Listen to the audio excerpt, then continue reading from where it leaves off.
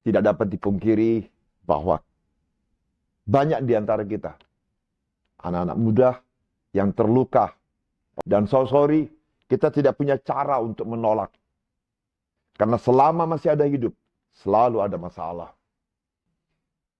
Konflik-konflik antara keluarga atau dalam keluarga bukan saja terjadi saat-saat seperti sekarang.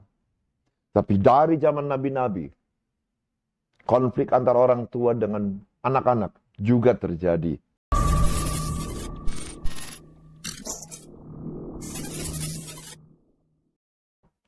Shalom guys, kita ketemu lagi dalam channel COC TV.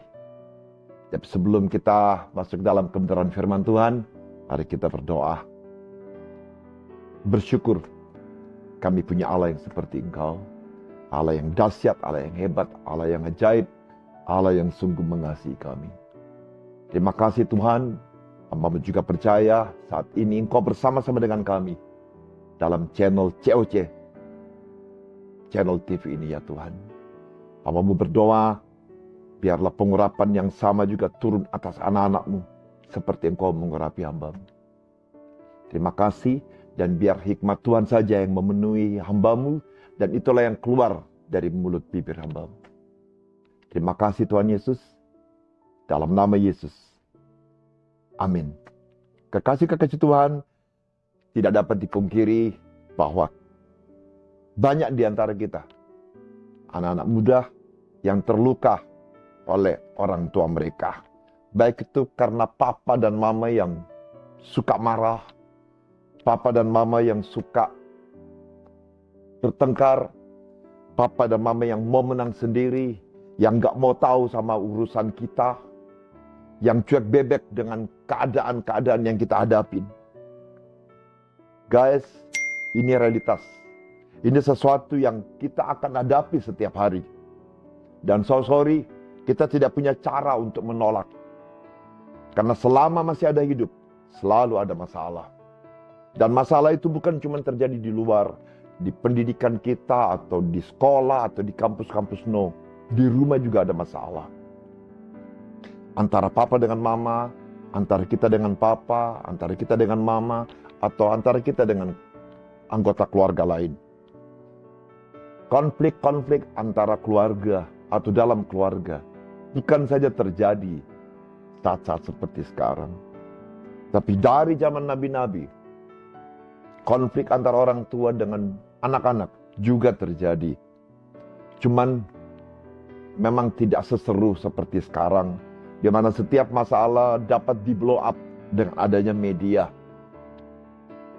Kalau kita baca kebenaran firman Tuhan, baik dalam kitab perjanjian lama maupun perjanjian baru, kita banyak temuin tentang konflik antara papa dan anak.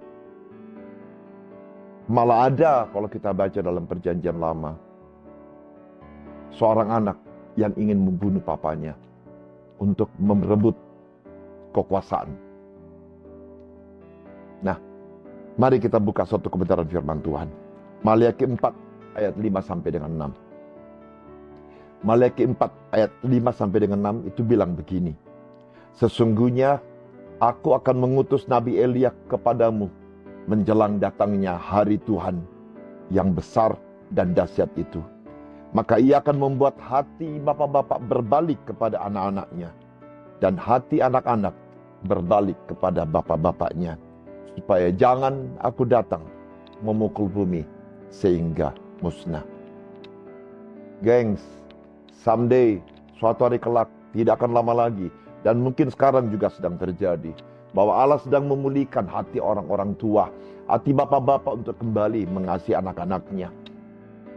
Dan juga hati anak-anak yang berbalik untuk mengasihi orang tuanya. Ada banyak kita lihat proses-proses pemulihan yang sekarang Tuhan sedang lakukan. Dan saya percaya, kalau Tuhan janji, Tuhan pasti genapi janjinya.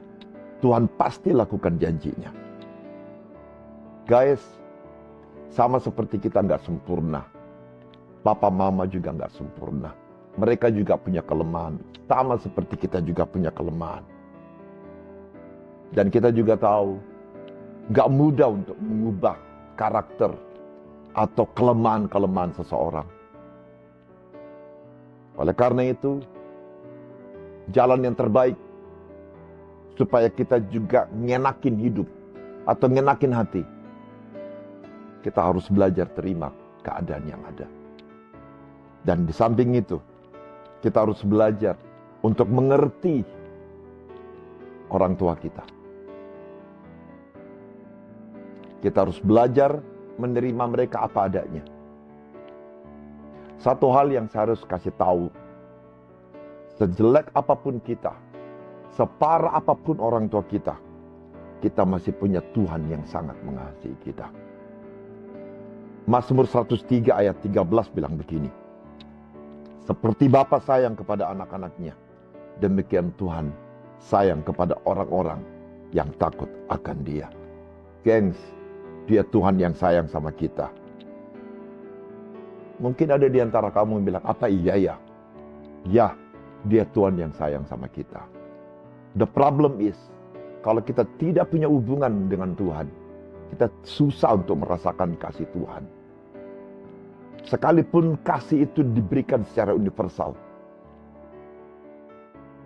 Tapi kalau kita punya hubungan dengan Tuhan, kita bergaul akrab dengan Tuhan, kita jadikan Dia bukan saja sebagai teman, tapi kita jadikan Dia sebagai Bapa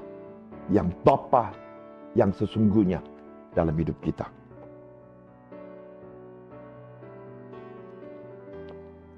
Gengs, kata Tuhan, ampunilah orang yang bersalah kepada kamu. Dan saya percaya, firman ini, perkataan ini juga ditujukan buat kita. Bahwa mau tidak mau, cuma satu cara untuk mengenakan hidup kita. Kita harus bisa mengampuni papa dan mama. Susah, yes. Tapi kalau kita lakukan bagian kita, percaya, Tuhan pasti berikan kita kemampuan untuk bisa mengampuni dan hidup lebih dekat dengan Tuhan, bergaul dengan Tuhan. Dan percayalah, suatu hari kelak, Tuhan pasti pulihkan papa, Tuhan pasti pulihkan mama, Tuhan pasti pulihkan keluarga kita, sama seperti Dia Tuhan yang memulihkan hidup. Tetaplah percaya dan berharap kepada Tuhan.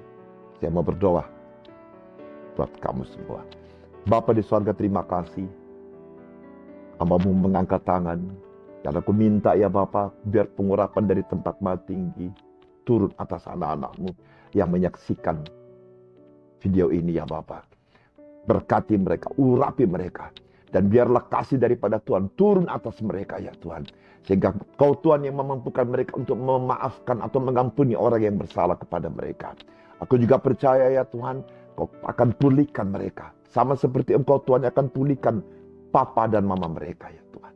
Dan biarlah hati-Mu ya Bapa, hati Bapa juga mereka boleh alami dalam kehidupan mereka. Berkati COC channel ini Tuhan. Dan biar melalui COC channel ini, banyak orang boleh mengalami hati Bapa dalam kehidupan mereka. Banyak orang boleh mengalami perubahan-perubahan. Banyak orang boleh mengalami berkat-berkat-Mu ya Tuhan. Terima kasih. Segala puji, hormat, kemuliaan hanya bagi-Mu, Allah yang sudah melakukan dalam hidup kami. Haleluya. Amin. God bless you.